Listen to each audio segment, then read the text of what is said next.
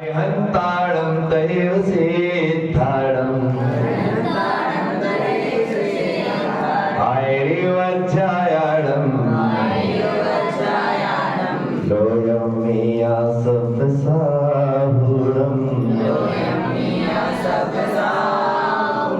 24 तीर्थंकर भगवान की मूल नायक श्री पार्श्वनाथ भगवान की विश्व गुरु भगवान महावीर स्वामी की गुरु गौतम स्वामी की चारित्र चक्रवर्ती आचार्य सांत सागर जी महाराज की आचार्य गुरुवर श्री पुष्प दंत सागर जी महाराज की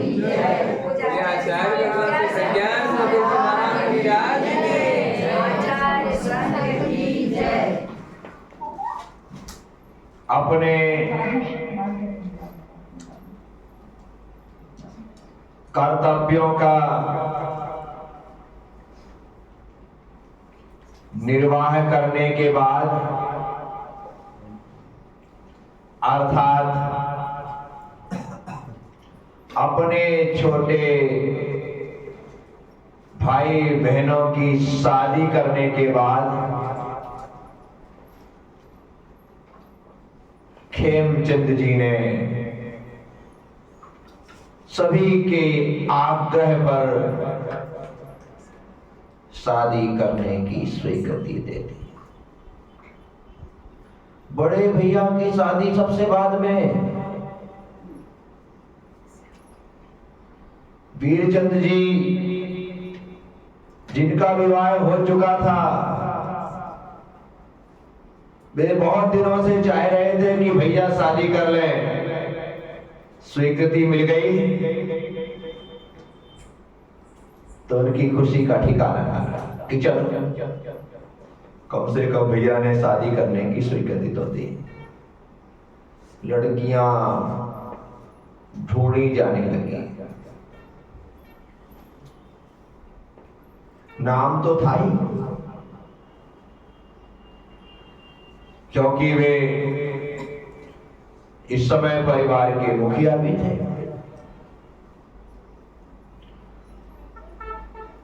देश की स्वतंत्रता की लड़ाई में लड़ने वाले और जेल जाने वालों में उनका नाम शुमार था। गांव में बड़े आदर और सम्मान के साथ उन्हें देखा जाता था। परिवार भी सामान्य नहीं था। रुपए पैसे खेती बाड़ी किसी प्रकार की कोई कमी नहीं थी। बस कमी एक ही थी कि उम्र ज्यादा हो गई थी। कमी एक ही थी कि उम्र ज्यादा। परंतु जिसका नाम हो और इसके पास दाम हो, फिर कहना ही क्या। रिश्ते आ ही रहे थे। मंडला जिले में ही एक पास में गांव था बकौड़ी।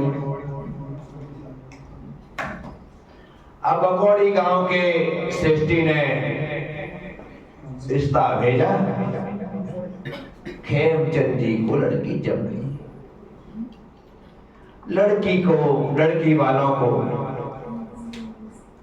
खेमचंद जी जम गए, क्योंकि लड़की को तो जमने का कोई सवाल ही नहीं होता।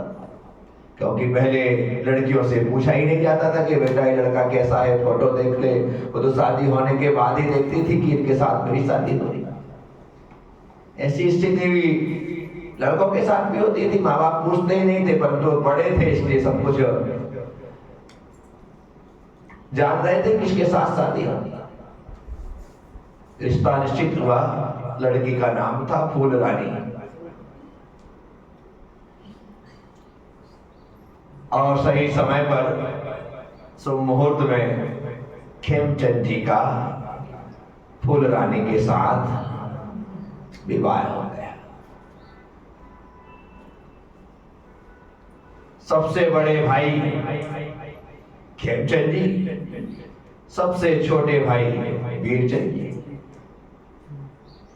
बीच में तो उदयचंद जी की शादी से पहले मृत्यु हो गई। भागचंद जी की शादी के बाद मृत्यु हो गई। मंगलचंद जी शादी के योग्य नहीं थे क्योंकि वो विक्षिप्त हो चुके थे। यहां सरस्वती बाई और वहां फूलरानी। यूं देखा जाए तो सरस्वती बाई का ससुराल में नाम कुसुम रानी था। कुसुम और फूल, देवरानी जेठानी। बड़े अच्छे से परिवार चल रहा था। वीरचंद जी की शादी देश की आजादी के पहले ही हो गई थी। समय बढ़ता गया और सरस्वती बाई ने खुशखबरी की सूचना दे दी। फिर क्या था?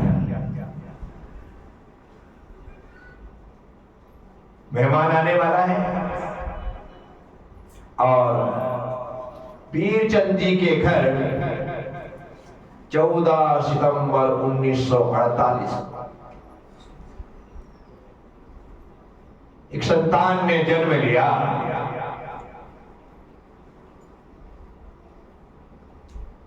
और संतान भी पुत्र रूप में प्राप्त हुई। ये भारतीय संस्कृति की मानसिकता है।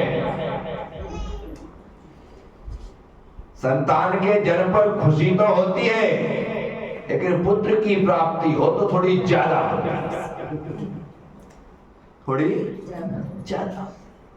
और वही क्योंकि सभी कहते हैं कि हमें तो कोई फर्क नहीं पड़ता लड़का हो या लड़की।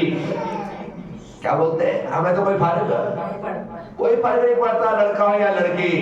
लेकिन उनके बोलने के तरीके से ही पता पड़ जाता है कि कोई फर्क पड़ा है। क्या पहली बेटी के बाद दूसरी हो जाए तो हमने तो पहले ही सोचा था कि बेटी भी होगी तो हमें कोई तकलीफ नहीं है। क्या लेकिन कितनी तकलीफ है वो उनके शब्दों से पता चल जाता। तो मानसिकता है इस धरती की, इस भारत की भूमि की, कि बेटे के होने पर विशेष खुशी होती है। तो 14 सितंबर 1948 को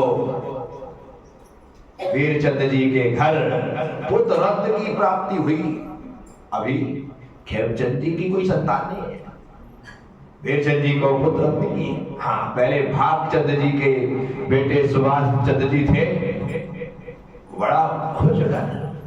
अब यहाँ पर दूसरे पुत्र के रूप में अर्थात उस परिवार में दूसरी संतान के रूप में सुरेश कुमार का जन्म। नाम सुरेश रखा। सुरेश का सुरों का ईश सुरेश अर्थात सौदर इंद्र का जो नाम है उसकी संज्ञा है, उसे सुरेश भी कहते हैं। सुरेश नाम रख दिया गया। यहां फूल रानी जी ने भी खुशखबरी की सूचना दे दी और फूल रानी की कोख से अर्थात खेमचंद जी के घर में खुशियां आने वाली। और एक दिन फूल रानी जी एक बेटी को जन्म दिया जिसका नाम रखा गया सरोज। यहाँ एक बेटी है, यहाँ एक बेटा है। सुभाष जी बड़े हो ही गए, चलने लगा यह जीवन, बढ़ने लगा है जीवन। बच्चों के साथ कब समय कट जाता है पता ही नहीं चलता है। बच्चे बड़े होते चले जाते हैं और समय पलक झपकते निकलते चला जाता है। ठीक है, सुरेश कुमार 2 साल के हो गए। यहां फिर से खुशखबरी मिली और सरस्वती माई ने दूसरे पुत्र को जन्म दिया। दूसरे पुत्र को जन्म दिया तारीख थी 25 सितंबर 1950, जिसका नाम रखा गया रमेश कुमार। सुरेश का छोटा भाई तो रमेश ही होता है, सुरेश का छोटा भाई रमेश ही होता है। थोड़ा तुकबंदी भी तो मिलाते हैं बाबा, वैसा ही मिला करके सुरेश रमेश कुमार नाम रख दिया। यहाँ रमेश कुमार का जन्म हुआ, वह भी धीरे धीरे करके खेलते कूदते बढ़ने लगे। सुरेश बड़े हो चुके थे। रमेश का जन्म हुआ तो सुरेश के बड़े होने के नाते हकीकत में बड़प्पन आ गया। जब भी घर में नया मेहमान आता है, पहला बेटा या बेटी भले वो साल भर की हो, अपने आप को बड़ी महसूस करने लगती है, अपने आप को बड़ा मानने लगती है। वैसा ही सुरेश जी बड़े हो गए, क्योंकि एक बहन भी सरोज और एक भाई भी हो गए रमेश कुमार। ये क्रम जारी है। हेमचंद जी के यहाँ भी खुशखबरी आई और वहां पर इस बार एक बेटे ने जन्म लिया। फुल फैमिली हो गई, बेटा बेटी, माता पिता है, और उस बेटे का नाम रखा गया रविंद्र कुमार। वीरचंद जी के भी 2 बेटे और यहाँ पर खेमचंद जी की एक बेटी एक बेटा। आज के जैसे लोग थोड़ी एक संतान हो जाए तो कहते बस अब हमारे बस का नहीं।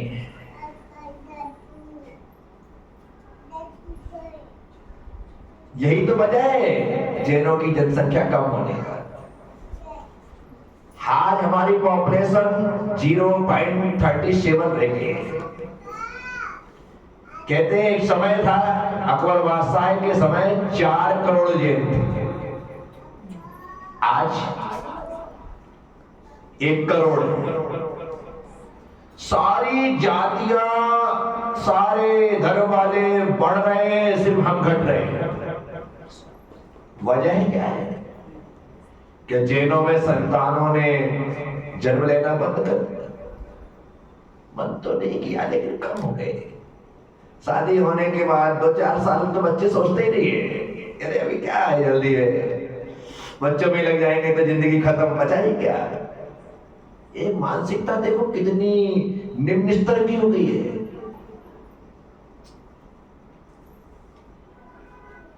यदि ऐसा चलता रहा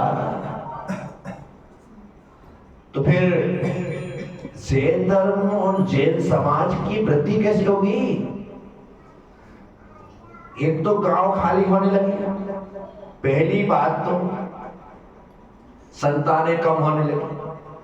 दूसरी बात, गांव में लड़के कुंवारे बैठे हैं, लड़कियां कुंवारी बैठी, वहां कोई लड़का लड़की देने को राजी ही नहीं है, उनकी उम्र होती है।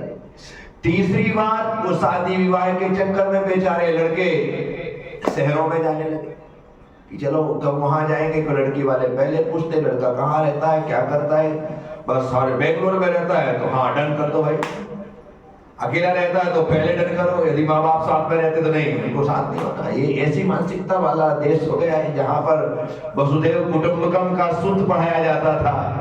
आज वहां पर लड़की सिर्फ जिससे शादी करना चाह करती है बस उसी के साथ रहना चाहती है, माँ बाप साथ नहीं रहना चाहिए, कोई साथ नहीं, फ्रीडम। कमाल है, विचार कर, चल रहा है।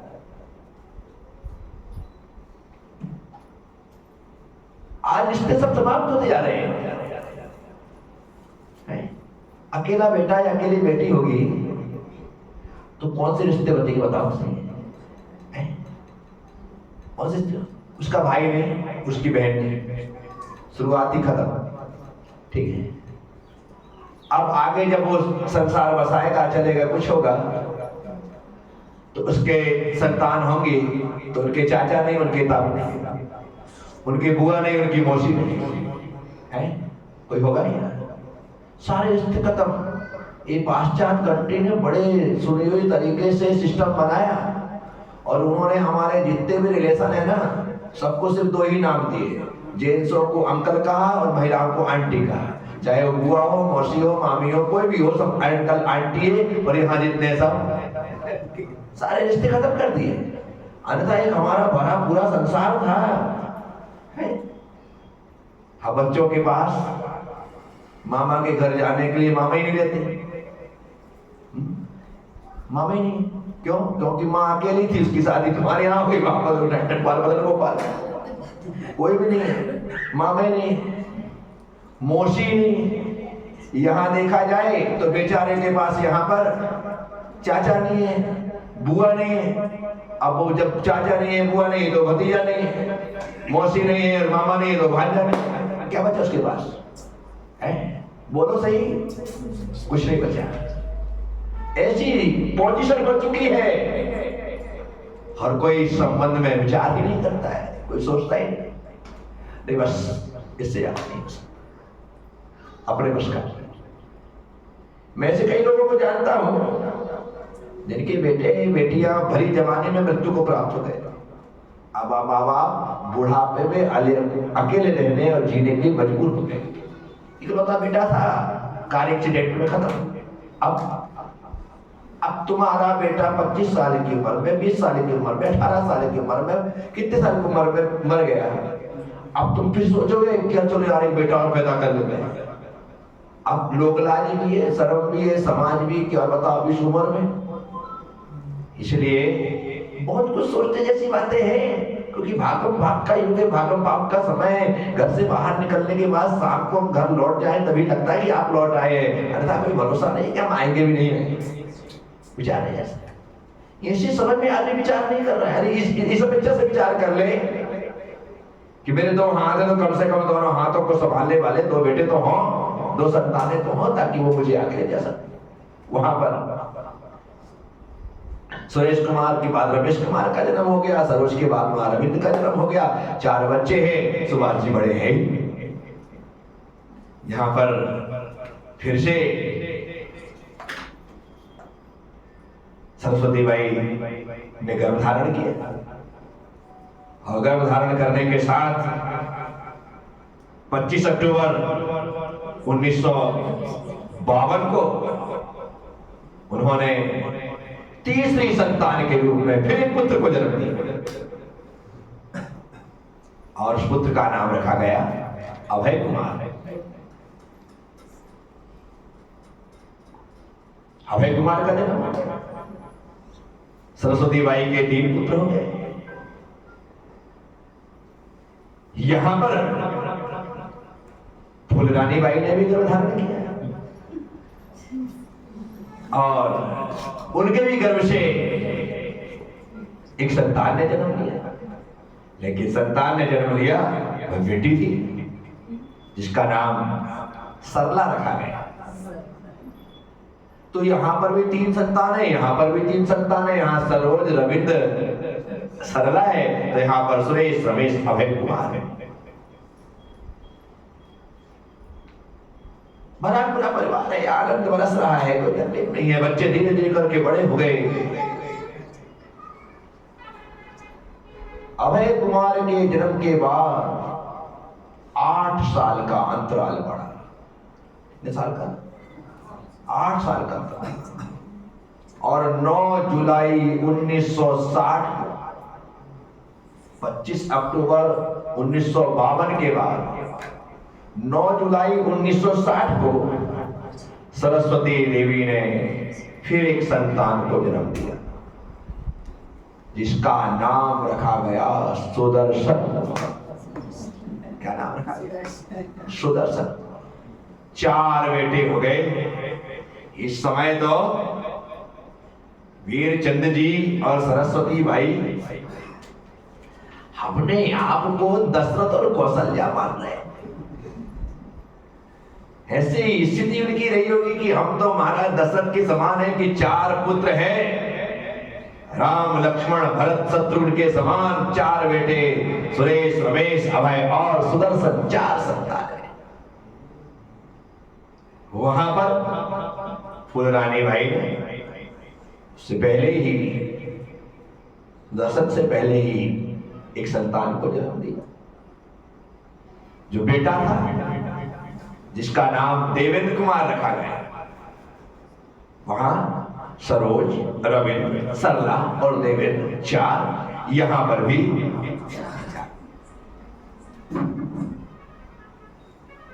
आज चल रहा है। दाम्पत्य जीवन का, गार्हस्थ जीवन का, पारिवारिक जीवन का, सांसारिक जीवन का किसी प्रकार से कोई शिकन नहीं है। कमाने वाले पिताजी अकेले हैं, कमाने वाले अकेले हैं, बड़ा पूरा परिवार है, खाने वाले इतने लोग हैं, लेकिन वो नहीं सोचते कि इतने सारे बच्चे हो जाएंगे तो का पेट कौन भरेगा। पहले एक कमाता था, पूरा परिवार खाता था। आज पूरा परिवार कमाता, एक भी नहीं खाता। क्या ढंग से खा रहे हैं क्या? किसी ने बड़ा पाव खा लिया, किसी ने मंचूरियन खा लिया, किसी ने पानी पूरी से काम चला लिया, बोले बस पेट भर गया मेरा, हो गया काम। ये तो खाना है। पहले तो लोग डट करके मैंने कल बताया था ना, मेरे पिताजी सब चाय पीते थे, पंजाबी गिलास में चाय पीते थे, ऊपर छलक देता, थोड़ी भी कम हो तो क्या हटा ले, नहीं पीना मुझे, ऐसे पूरी पंजाबी चाय। इतनी चाय तुम्हारे सामने रख दिया जाए तो तुम ऊपर से नीचे तक पत्नी को देखो, पागल हो गई क्या है? लगे भी कहते हैं नाश्ता करने बैठ जाए तो ला भाई 4-6 पराठे तो यूं निपटा दे नाश्ते में। नाश्ता का होता था? कल की बची हुई रोटी या कल के बचे हुए पराठे, या सुबह इनको गर्म करके घी लगा करके ले तक कर दिया, खा लो, ये नाश्ता है। ऐसा थोड़ी कि कचौरी लाओ, समोसा लाओ, पोहे लाओ, जलेबी लाओ, ये कोई नाश्ता नहीं होता था। यही नाश्ता होता था, बची हुई कल की रोटियां, सुबह रोटी का पोहा बना बुनू करके तोड़ ताड़ करके माना दे दिया है। ऐसे भी हम लोगों को क्या करती थी माँ, कल की रोटी सुबह गरम थोड़ा सा कर दिया, उसमें घी लगा दिया, नमक मिर्च डाल के पुंगी बना दी, खाओ बेटा। क्या बना देती थी? कभी नमक मिर्च डाल देती थी, कभी शक्कर डाल देती थी। शक्कर डाल दे तो दिवाली हो जाती थी। आज तो मीठी पुंगी मिली। बोला आजकल के तुम्हारे बच्चों को तो पुंगी खिला के दो, तुम्हारी पुंगी ना बजा दे तो बोल।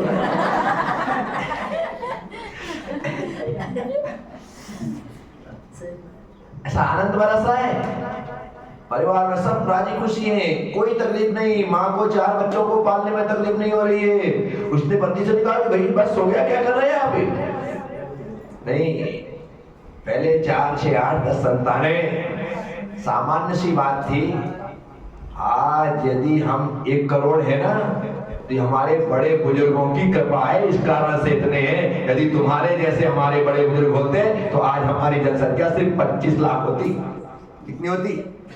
एक करके होते तो आज, यदि आप सुरेश को देखो तो उनके आज 3 बेटे, रमेश को देखो तो आज उनकी 3 बेटियां 1 बेटा है, उसके बाद अभय को देखो तो उसकी 2 बेटियां 1 बेटा है, सुदर्शन को देखो तो आज उसके 2 बेटे 1 बेटियां हैं।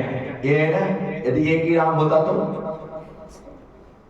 वीरचंद जी का यदि एक ही बेटा सुरेश होता तो बोलो ना, और सुरेश का भी फिर एक ही बेटा होता तो बोलो ना। हमारे इस परिवार से ही जनसंख्या इतनी घट जाती तो देश को उसी अनुपात से घटा लो। कितनी घटती? उसी अनुपात से घटा देना आपको कि इतना माइनस हो जाता, बिल्कुल वैसा ही आप माइनस करते चले।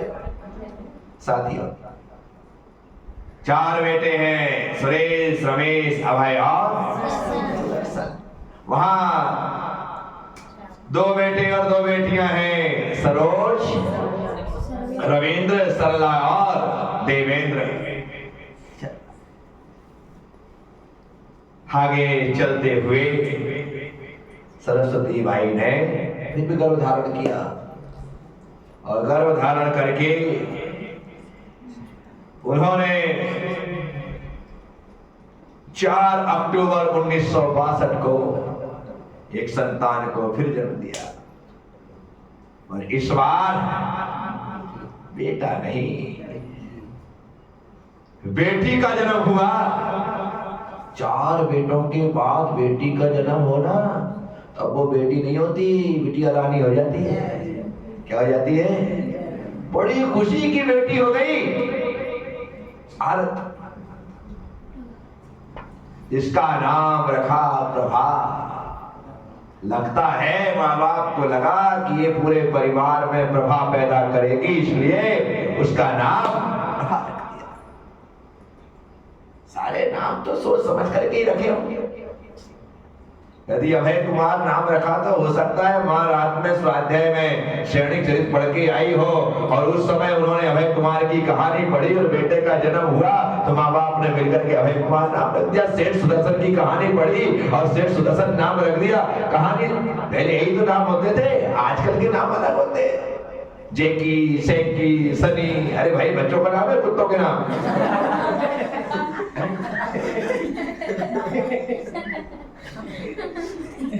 बोलो, महापुरुषों के नाम पर जब नाम होते हैं तो नाम विशेष होते हैं। यहां फूल रानी जी ने भी एक संतान को जन्म दिया और ये फूल रानी की 5वीं संतान थी जो लड़की के रूप में हुई। इसका नाम रखा गया सविता। क्या नाम रखा गया? सविता।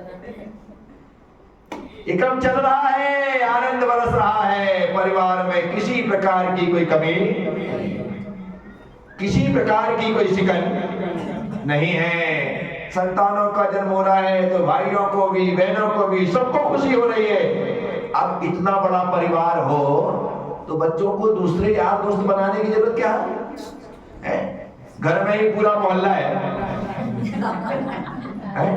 इत्मीनान के साथ खेलो, बच्चों को बाहर जाने की जरूरत नहीं। इतना बड़ा आंगन है, आराम से खेलो बेटा, गिरो पड़ो, लड़ो झगड़ो, सब कुछ करो, घर में ही चल रहा है। 4 भाई 1 बहन, वहां पर देखो 2 भाई 3 बहन। यहां पर मां सरस्वती ने फिर एक संतान को जन्म दिया और उनकी ये 6वीं संतान है। और 6वीं संतान में फिर लड़की का जन्म और लड़की का जन्म हुआ तो उसका नाम रखा गया मीना। क्या नाम रखा गया? मीना। 6वीं संतान है मीना का जन्म। अब 1 से 2 बहनें होगी। बड़ी बहन को छोटी बहन से लाड़ तो ज्यादा हो ही जाए, क्योंकि भाई उसके समान ही पुत्री ने, बेटी ने जन्म लिया है तो प्रभा की खुशी का ठिकाना ना रहा। अब 2 बहनें हो। इसके साथ ही आगे बढ़कर के अभी फूल रानी जी की कोई संतान नहीं। 5 हो चुके हैं, अब एक विराम है। लेकिन यहां पर मीना का जन्म हुआ और मीना का जन्म हुआ 18 अगस्त 1965 को। 18 अगस्त 1965 को मीना ने जन्म लिया। यहां पर सरस्वती बाई ने 3 जनवरी 1967 को एक 7वीं संतान को और जन्म दिया जिसका नाम रखा गया शिखा। क्या नाम रखा गया? तीसरी बेटी। 4 भाई 3 बहन। पहले ऐसा होता था, जितने भाई होते थे बहन होते थे वो कहा जाता था कि यदि बड़े भाई की ये बड़ी वाली बहन उसकी बहन है, छोटे भाई की ये बहन है, ऐसी बहन है, बराबर तरीके से ऐसा बना दिया जाता। और वो भी लगता था कि हाँ ये मेरे भाई है, मेरी बहन है, बस होते सब थे, लेकिन विशेष अटैचमेंट हो जाता है। यहां पर शिखा का जन्म हो गया। वहां पर फूल रानी ने भी एक बेटे को जन्म दिया और उसका नाम रखा अरविंद। क्या नाम रखा? ऐसे खेमचंद जी के 3 पुत्र और 3 पुत्रियां हो गई और यहाँ वीरचंद जी के 4 पुत्र और 3 पुत्रियां हो गई। कुल मिलाकर के 13 बच्चे घर में और सुभाष जी सबसे बड़े 14 बच्चे घर में। कितने बच्चे? आराम से एक स्कूल चलाया जा सकता है, ऐसा भरा पूरा परिवार। आने यह समय सुख से व्यतीत होता गया। बड़े बच्चे स्कूल में पढ़ने लगे। पढ़ने ही नहीं लगे, स्कूल पार करके सुरेश जी तो इस दरमियान कॉलेज आदि की पढ़ाई सब कुछ कर चुके। कोई छोटी सी उम्र है क्या? बड़े हो चुके हैं, कॉलेज में पहुंचे, और रमेश पढ़ रहे, सुरेश पढ़ रहे, अभय पढ़ रहे, सब पढ़ते हुए सब पर सरस्वती की कृपा है। सब पर एक भी बच्चा पीछे नहीं है। सभी बच्चे जितने पढ़ते हैं, वीर चंदी और सरस्वती के पुत्र पुत्रियां, हर साल हर क्लास में यदि कोई फर्स्ट आएगा तो सबको पहले से ही पता था सरस्वती के बेटे और बेटियां ही प्रथम स्थान पर आएंगे। ये पूरा गांव जानता था, क्योंकि उन पर सब पर ऐसी महती कृपा थी मां सरस्वती की। और सब अपना जीवन पढ़ते लिखते खेलते कूदते हंसते मुस्कुराते जी रहे थे। ये क्रम जारी है। अभी पिक्चर और बाकी है क्या? और जो बाकी है उसी को सुनने के लिए तो हम तत्पर और तैयार बैठे हैं। अब जो बाकी है वो आगे कल बढ़ेगा कि किस प्रकार से क्या होता है। बोलिए महावीर भगवान की जय।